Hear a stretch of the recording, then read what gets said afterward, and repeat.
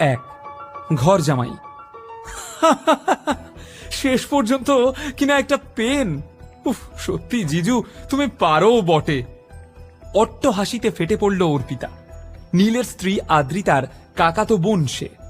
অর্পিতার তালে তাল মিলিয়ে নীলের শাশুড়ি চিত্রাও বলে উঠল, এতগুলো লোক উপহার পাঠিয়েছে, কিন্তু তোমার মতো ভিখিরি মার্কা গিফট আর অন্য কেউ দেয়নি। নিজের স্ত্রীকে ভালোবেসে একটা উপহার দিলে যে এতগুলো কথা শুনতে হতে পারে, সেটা ঠিক ভাবতে পারেনি নীল। পরপর বাক্যবাণে জর্জরিত হয়ে নীল কিছু একটা বলতে যাচ্ছিল, কিন্তু নীলকে থামিয়ে ঝংকার দিয়ে উঠল আদ্রিতা, আমি তোমার আতলামি মার্কা কথা শুনতে চাই না। একটা ঠিকঠাক গিফট কিনে দেওয়ার মুরদ নেই, আবার বড় বড় কথা। লুজার একটা।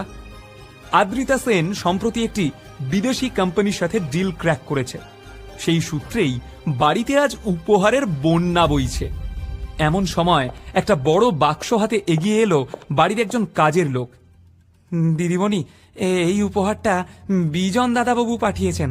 বিজনের নামটা শুনেই আদ্রিতার যেমন মুখে হাসি ফুটে উঠল, তেমনি নীলের চোখে ফুটে উঠল রাগ।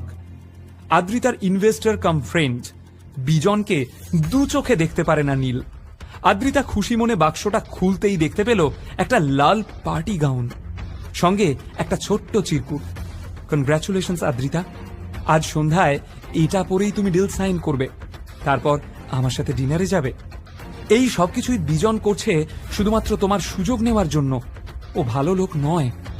আদ্রিতাকে সাবধান করে বলে উঠল নীল, কিন্তু ওর সাবধানতার ফল হলো উল্টো। তেলে বেগুনে জ্বলে উঠল সবাই। নিজের পকেট গড়ের মাঠ, এদিকে অন্যের গিফট দেখে হিংসেতে জ্বলে যাচ্ছে। ব্যঙ্গ করে বলল চিত্রা। হঠাৎ নীলকে চ্যালেঞ্জ ছুড়ে দিল আদ্রিতা। ঠিক আছে, আমি তোমাকে একটা সুযোগ দিচ্ছি। এই ড্রেসটার দাম 50,000 টাকা। আজ সন্ধে 7টার আগে এমন একটা ড্রেস কিনে দাও, আমি তোমার ড্রেস পরে ডিল সাইন করব। বিজনের সঙ্গে ডিনারেও যাব না। পারবে? এইবার আর চুপ করে থাকতে পারল না নীল। নিজের দাম্পত্যকে বাঁচাতে সে মরিয়া হয়ে বলে উঠল, পারবো। শুধু দোহাই তোমাকে, ওই বিজনের সঙ্গে ডিনারে যেও না। কথাটা যেন মনে থাকে। কাজটা করতে না পারলে কিন্তু তোমাকে ঘুঁটের মালা পরাবো। চিত্রাও নিজের রাগ উগরে দিল নীলের প্রতি। এটি সেন পরিবার, শহরের অন্যতম ধনী একান্নবর্তী পরিবার। তবে এই পরিবারকে সুখী পরিবারের অপবাদ পরম নিন্দুকেও দেবে না। এই বাড়িতে রোজ সকালে তুচ্ছ কারণে অশান্তি বেঁধে যায়, আর প্রত্যেক অশান্তির দায় শেষ পর্যন্ত নীলের ঘাড়ে গিয়ে পড়ে।